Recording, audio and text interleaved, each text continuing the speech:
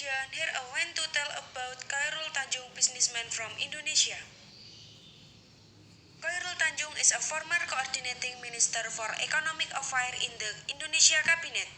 He was appointed to this position by President Susilo Bambang Yudhoyono on 19 May 2014, following the resign of the previous coordinating minister for the economy, Hatta Rajasa, who resigned for the 2014 presidential election. Khairul Tanjung was born in Jakarta to Abdul Ghaffar Tanjung and Halimah. He has a wife named Anita Ratnasari Tanjung and has two children, namely Putri Indasari Tanjung and Rahmat Dwi Putra Tanjung.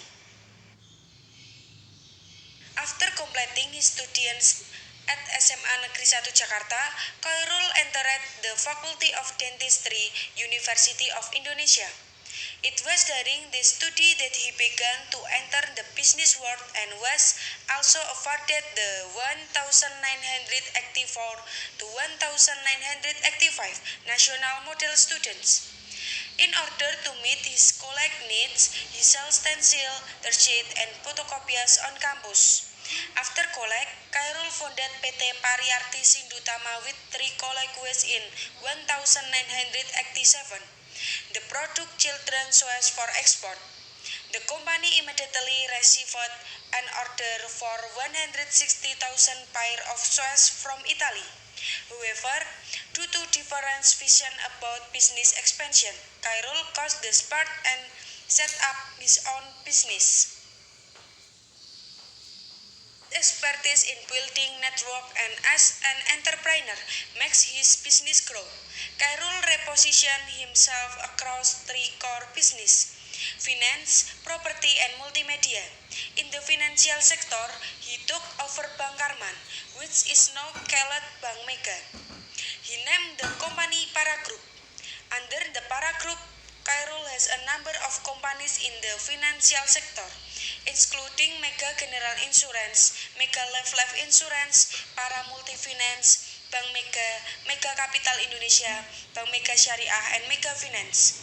Meanwhile, in the property and investment sector, the company is in charge of Para Bandung Propertindo, Para Bali Propertindo, Batam Indah Investindo, and Mega Indah Propertindo.